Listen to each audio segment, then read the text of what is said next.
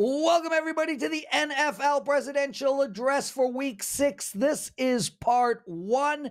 We're going to talk about the Thursday night football game, Denver and Kansas City. We're going to look at the Baltimore-Tennessee matchup, Washington against Atlanta, and we're going to end part 1 with the Minnesota-Chicago Bears game. Before we get into the first game, I want to make mention that across all my videos last week, all 3 parts of the NFL Presidential Address, I went 9-5. I've had a great start to the season. If you go through all my NFL Presidential Addresses, I am 40-26. That's 40 wins, 26 losses. And that, to me, is a sick and highly impressive start. Let's get into the first game. Denver and Kansas City. In full disclosure, I was on the over in the Kansas City game last week. It was a 5% play. It was against Minnesota. I felt like it should have gone over. We got robbed at the end there. But with that said, I don't think it was the right call. Let's look at tonight, Thursday night's situation. What is going on exactly with this Kansas City offense? Don't get me wrong. They're getting it done. But it just doesn't look like they're in any type of rhythm, and it seems very messy to me. As for the Kansas City D, not nearly as good as we first thought, especially after game 1. They were sloppy and undisciplined. The KCD committed 4 penalties for 36 yards on one drive alone against Minnesota, and it just kept going all game long. The good thing for Kansas City here is they're facing Denver, and anyone, and I mean anyone, can run the ball on this Denver team. We haven't seen a lot of running from Kansas City in the past, but this season things are starting to change. Look, they lack wide receiver depth. They lack wide receiver star talent, and we're seeing Pacheco run, and run.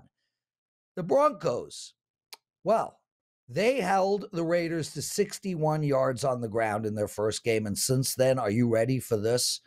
122 yards, 350 yards on the ground in one game. Yes, 350, 171 and 234. Those are historically bad numbers, and there's no light at the end of this tunnel for them.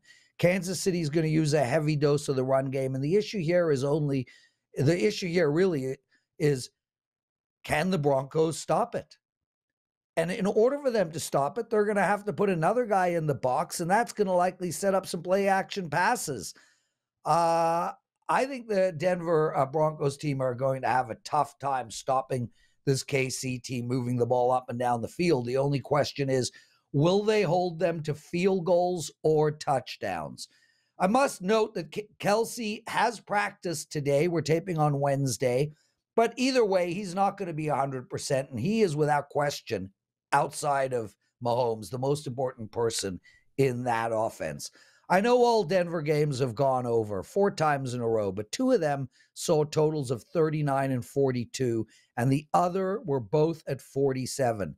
The bookmakers have already told us how they think about this Denver team. They think they're going to play in low-scoring games, and although that hasn't quite happened yet this season, it is coming. Here is the bottom line. I don't think Denver puts up more than 17 points in this game. And I think we see Kansas City play slow ball and rely heavily on the run. My projected score in this game is 27-17, maybe 27-20. 3 points less than the current total and inside the point spread number. This total is too high, especially on a Thursday night. We are going to take KC and Denver under 47 and the Denver Broncos at plus 10.5. Real quick, guys, I just wanted to make mention that I had a great week for my clients. I went 8-3 on Sunday and Monday combined. And I told you guys all last week that October was going to be my best month in NFL. And so far, I'm up double-digit units already. I cannot thank you guys enough. We had a ton of people come out and grab that $199 package last week. I gave out a promo for you to get it down to $149.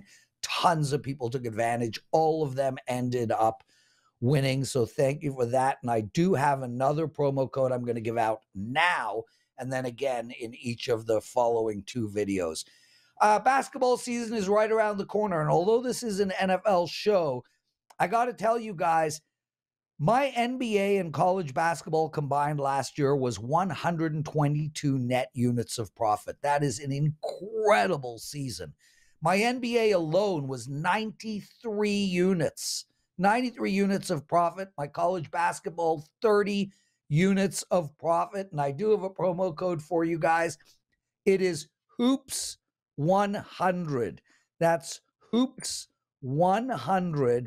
You get $100 off of the early bird special. So not only do we have a current special up, you get $100 off of that. That promo code can be used for either or both my NBA season and my college basketball season. It'll never be lower than it is now. Take advantage of that. Just like last week, I told you guys I'd have a monster October, and I will. I will have a monster hoop season. Take advantage of that promo, Hoops100. Okay, let's get into the next game. Baltimore playing Tennessee. Another game across the pond, and we got some money coming in on Baltimore. It was -3.5. There are now 4s out there across the board, and the total has been bet slightly down from 41 to 40.5. I was on Pittsburgh last week, and frankly, this was a tough game to watch. I got lucky to cash that ticket. It was largely thanks to all the drop passes from the Raven wide receivers. The Ravens might have well taken a gun and shot themselves in both feet against the Steelers.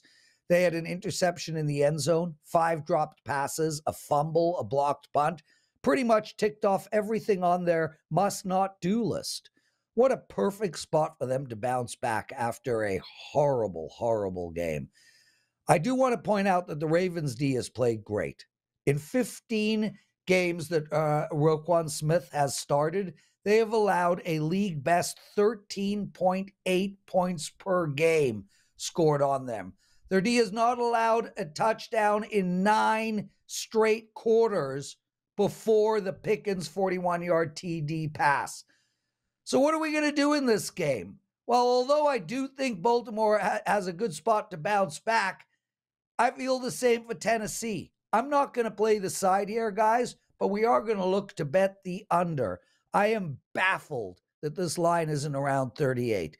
Defensively, the Ravens are 3rd in points allowed, 2nd in yards allowed, 3rd in their passing D, and their only weakness is their run defense, which suits us just fine, as Tennessee is going to run the ball all day. And yes, Baltimore might be bad at stopping the run, but the clock doesn't stop. The clock's going to move at 100 miles an hour in this game. This will be the shortest game time-wise of the day. And even with all that running, they still got to get TDs instead of field goals, and that's a big ask, especially for this Tennessee Titans team.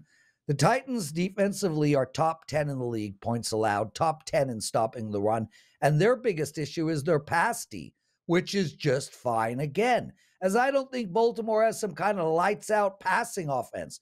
The Ravens are literally the 6th worst team in the league passing the ball, right ahead of Tennessee. Tennessee is in the bottom 10 points in scoring. Baltimore is in the bottom half of the league in scoring. I don't know where the points are going to come from in this game. I wouldn't be surprised if this game was around 17-13. That's 10 points lower than the current total. Take Baltimore and Tennessee under 41. Now we turn our attention to Washington and Atlanta. Washington is at +2.5, and the total in this game, 42.5.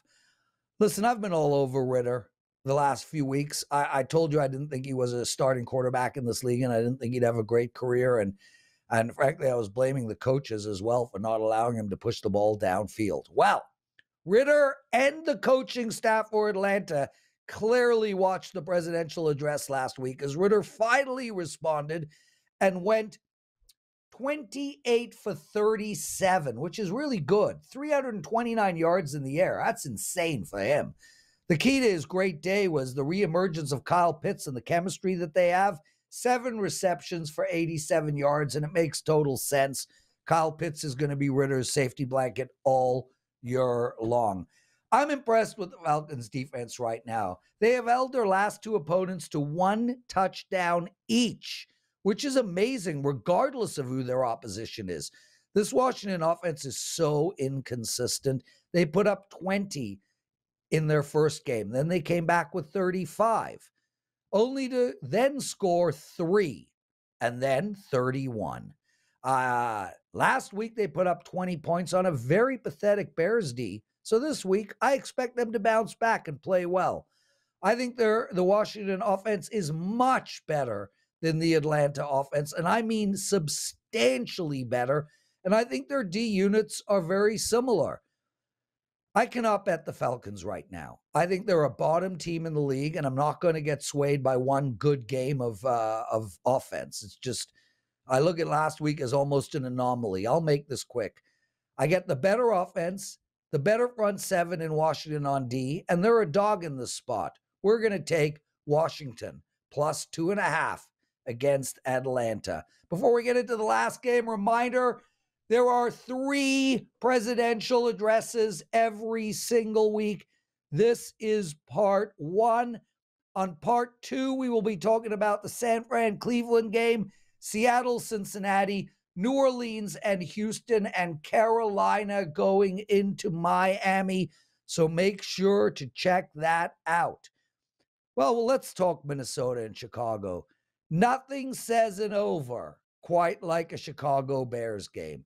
The reason this line has moved so much is twofold. One, it looks like Justin Jefferson is out. It doesn't look like he is out for the coming weekend and for likely a few more weekends after that. And that's a huge, huge deal. He's the guy that stretches the field. With Justin Jefferson on, the safety has to play further back. The cornerbacks have to play further back. And the middle linebacker has to drop back as well. This creates a whole lot of space for everybody else on the field, especially their tight end and their running game. Likely none of that is going to happen this week. With that said, the Bears defense are not going to stop anybody. They're just an over team. This Bears defense, if you have a cold and that cold is I can't score, well, the remedy is play the Bears. I know Justin Jefferson is out, but this Bears team is the second worst team in the league in pass defense. And keep in mind, they are in blowouts a lot. The other teams should be running the ball in the third and fourth quarter, and yet still, it's so easy to throw it on them. They just keep throwing.